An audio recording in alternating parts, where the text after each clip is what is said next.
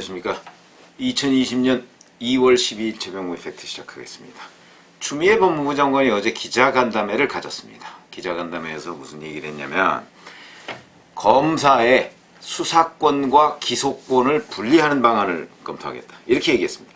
검사의 수사 개시 사건에 대해서 내외의 다양한 검증을 강화하는 한편 검찰 내부에서 수사와 기소 판단의 주체를 달리하는 방향의 제도 개선도 검토하겠다, 이렇게 얘기를 했습니다.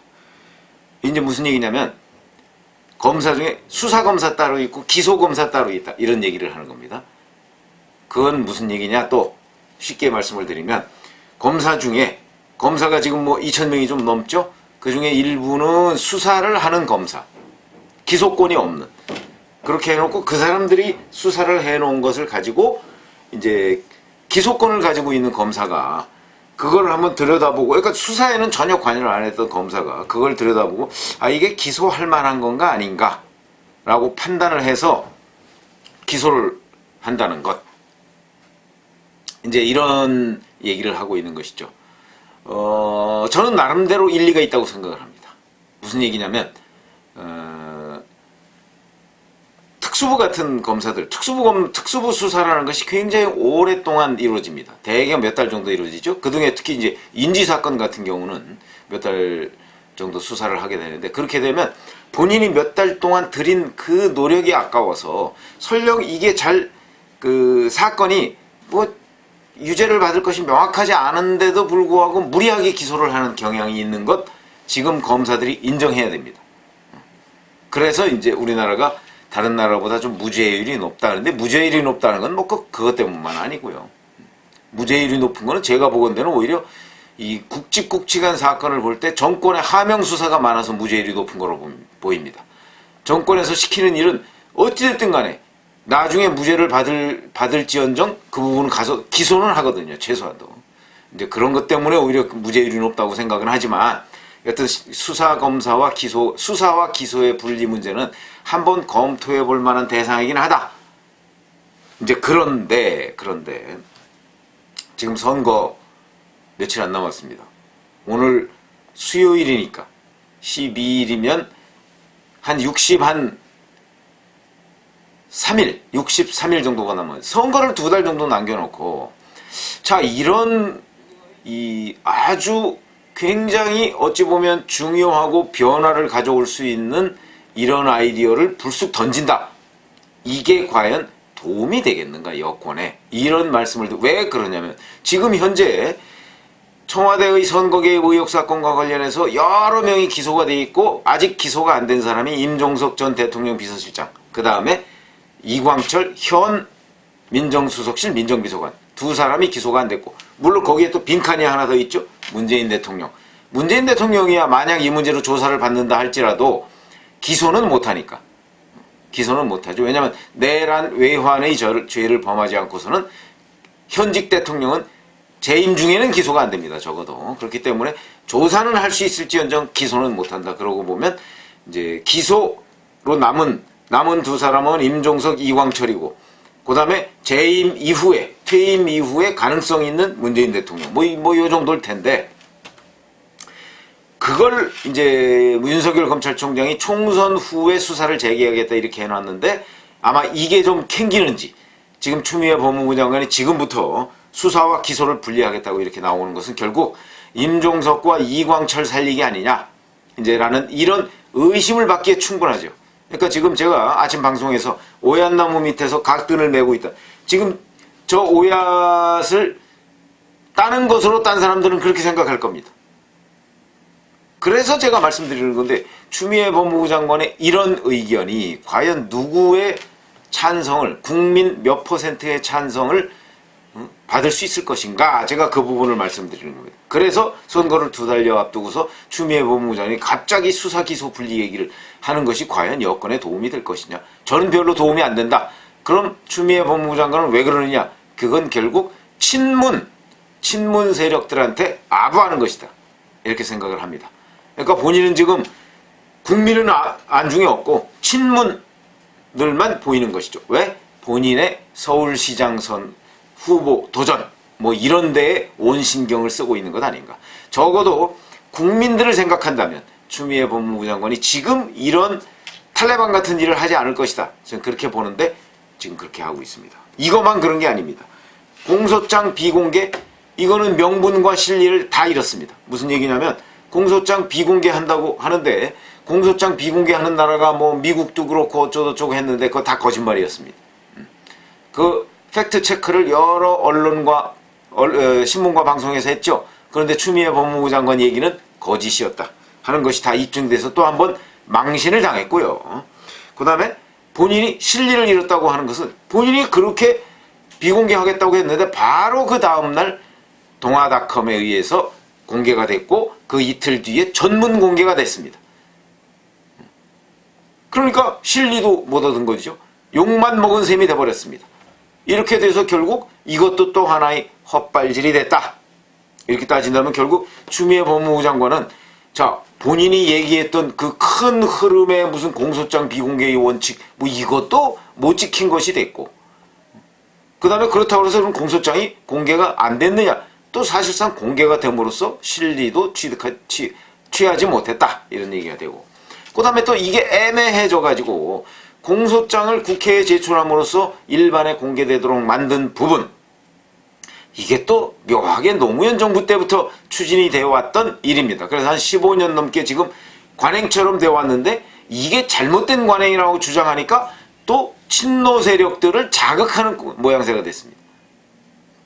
그럼 뭐 이건 도대체 온 전방위로 적을 만드는 것 아닌가 이런 생각이 들어서 이렇게 하는 문제가 과연 여권에 도움이 될 것인가 뭐 하는 부분도 또 하나 지적하지 않을 수가 없고 또 하나 어제 기자간담회에서 무슨 얘기를 했냐면 자 이 부분 공소장 비공개와 관련해서 국민들의 알 권리를 얘기했습니다.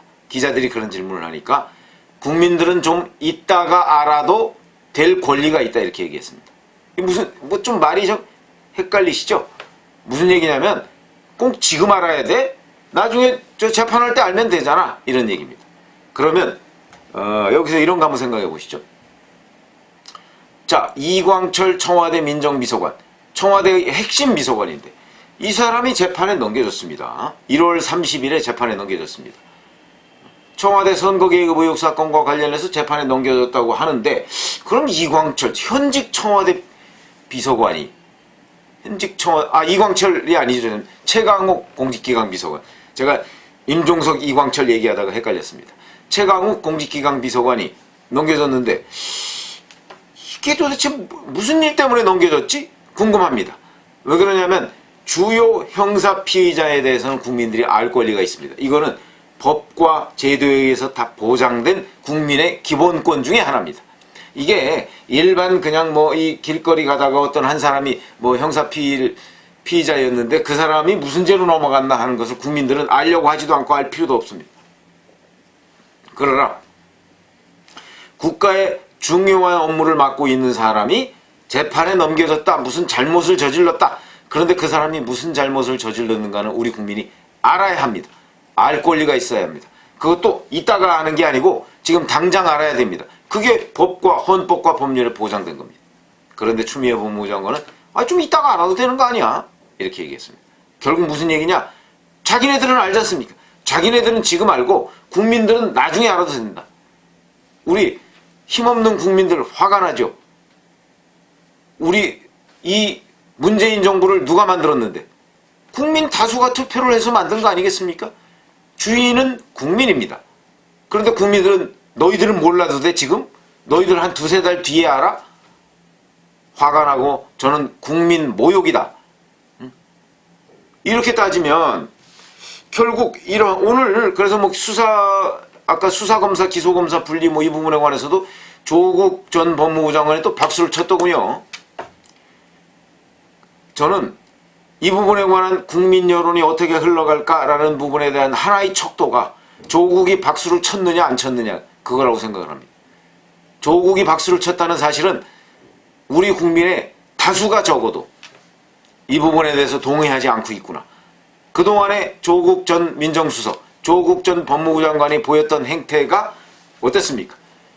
국민들이 일반적인 다수의 국민들이 판단하는 부분과 어긋나 있었기 때문에 아, 저는 벌써 조국 전 법무부 장관이 박수를 쳤다는 사실, 이것을 기사로 보고 그래? 그러면 이건 국민들 다수의 뜻과는 배치되는 것이겠거니 이렇게 판단을 했습니다. 제 주변에서 대부분 다 그렇게 판단하고요. 친여 패널이라고 하는 사람 몇 사람하고도 제가 얘기를 해봤지만 정말 답답해합니다. 이러고서 어떻게 선거를 치르려고 하느냐? 그건 곧 무슨 얘기냐면 추미애 법무부 장관이 되고 난 이후에 1차 학살 인사, 2차 학살 인사, 이건 곧 무엇이죠? 청와대와 연관된 수사팀을 해체하는 수준입니다. 거기다가 이성윤 서울중앙지검장과 다른 검사들이 부딪히자 계속해서 이성윤 서울중앙지검장, 문재인 대통령의 경희대 동문, 후배, 이 사람의 편만 들고 있습니다. 그래서 지금 검찰은 문재인 추미애 사단 검찰과 윤석열 사단 검찰로 양분되어 있습니다. 이런 상황에 대해서 우리 국민들의 다수는 뭐라고 판단하고 있을까요? 제가 보건대 이 부분에 관해서 박수를 치는 사람은 조국류의 사람, 그러니까 친문 세력, 이런 사람들 것이고, 그 다음에 이거에 대해서 정말 말도 안 된다고 얘기하는 사람들은 우리 법조계의 건전한 상식인들과 더불어서 한나라당 계열, 이 사람들은 말도 안 된다고 생각할 것이고, 그 다음에 중간 계층, 이 사람들은 어떻게 생각할 것인가? 저는 이 사람들의 다수가 지금 한나라당이 아니고 한국당 계열의 주장, 입장, 거기에 동조하고 있다고 생각을 합니다. 그건 무슨 얘기냐면 몇몇 지표라는 것이 있습니다. 여당과 야당 중에, 왜 그러냐면 여론조사 기관 전문가들 얘기를 들어보면 어차피 민주당 지지, 한국당 지지로 나눠 있습니다. 근데 그 중간 계층을 누가 더 많이 많이 끌고 가느냐에 따라서 선거라는 것의 승패가 결정되는 거 아니겠습니까? 여론이 형성이 되는 것입니다. 그런데 지금 중간 계층, 중도 계층 또는 무응답층, 이 사람들을 조사해 보면 무응답층에서 6대4 정도로 한국당 계열의 지지가 더 많다고 합니다. 근데 지금 추미애 법무부 장관식으로 이런 식의 어떤 정책, 그 다음에 조치, 이런 것들을 취하면요, 저는 이 중간 계층의 6대4가 7대3이 될 수 있다고 생각을 합니다. 더군다나 선거를 목전에 두고서. 그런데 추미애 법무부 장관은 지금 그걸 감행하고 있으니까 저는 한국당 몇몇 사람들 만나보면 앞에서는 안 그러지만 뒤에서는 추미애 법무부 장관 잘한다, 이런 얘기를 하고 있습니다. 왜 그러냐? 결국 문재인 대통령의 핵심 지지층의 표를 끌어모으는 역할을 하고 있는데 핵심 지지층이 아닌 사람, 그러니까 한국당 지지자들은 이제 뭐 반대 계층이겠죠. 반문 계층이겠죠. 그 사람, 그 다음에 중간 계층의 사람들을 내쫓는, 문재인 대통령으로부터 떨어뜨리는 데 역할을 다분히 많이 하고 있는 사람이 지금 추미애다, 이런 얘기를 한국당 지지자들이 하고요. 그 다음에 김종인 전 더불어민주당 대표, 잘 아시죠? 2016년 4년 전에 문재인 대표의 의촉을 받아서 사실상 뭐 민주당을 살렸다, 이런 평가를 받고 있는데 저는 뭐 그 평가에 100% 동의하지는 않지만 어쨌든 간에 김종인 전 대표가 이런 식으로 얘기했습니다. 지금 의석은, 여야가 가져갈 의석은 반반이다, 지금 이렇게 얘기하고 있습니다. 근데 여론조사는 어떻습니까? 여론조사는 갤럽이나 뭐 리얼미터나 이런 데를 보면 민주당이 10%포인트 이상 앞서 있습니다. 그런데 김종인 전 대표는 반반이다 얘기를 하고 있습니다. 그럼 저의 의견은 어떠냐? 저의 의견도 반반인데, 반반까지는 아니어도 적어도 10%포인트의 차이는 아니다. 피부로 느끼는 것은. 그건 왜 그러냐면 지금 저는 어떻게 그 여론조사 전문가들 얘기를 들어서 제가 종합해 보니까 한국당 지지는 지금 현재 그 여론조사 기관의 그 지지율에서 거기서 플러스 한 5 내지 6%를 하면 정확할 것이다, 이런 얘기를 많이 들었습니다. 그렇게 따진다면 한국당과 민주당의 지지는 현재 한 4 내지 5% 정도의 차이가 난다. 요게 정확한 표현인 것으로 저는 이제 분석을 하고 있고요. 그런데 그것은 곧 호남의 압도적인 민주당 지지를 바탕으로 한 결과다. 이렇게 본다면 한국당과 민주당의 예를 들어서 영남에서의 지지는 한국당이 이미 앞서고 그 다음에 수도권에서의 지지는 한국당과 민주당의 차이가 1, 2%포인트 차이밖에 나지 않는다. 그리고 호남에서의 한국당과 민주당 차이는 뭐 한 30%포인트 이상 차이가 난다. 요렇게 생각을 합니다. 그렇기 때문에 그러면 이제 수도권에서는 1, 2%포인트의 그 진짜 박빙의 싸움이 될 텐데 지금 현재 추미애 법무부 장관이 보여주고 있는 이러한 일련의 행태 이것이 친문 지지층한테는 박수를 받을 일이지만 친문 지지층이 아닌 중도와 반문 지지층한테 거기한테도 역시 박수를 받는다. 무슨 박수를 받느냐? 잘하고 있어. 이렇게 되면 수도권에서 우리가 이길 수 있어. 라는 박수를 받는다. 역설적으로 말씀을 드리는 겁니다. 그런 얘기를 제가 최근에 정치권에 있는 사람들로부터 굉장히 많이 듣고 있어서 한국당도 돌아서서 추미애 법무부 장관한테 박수를 치고 있다. 이런 얘기를 전해드리는데 이것이 2달 뒤의 총선 결과로서 그대로 이어질 수 있을 것인가?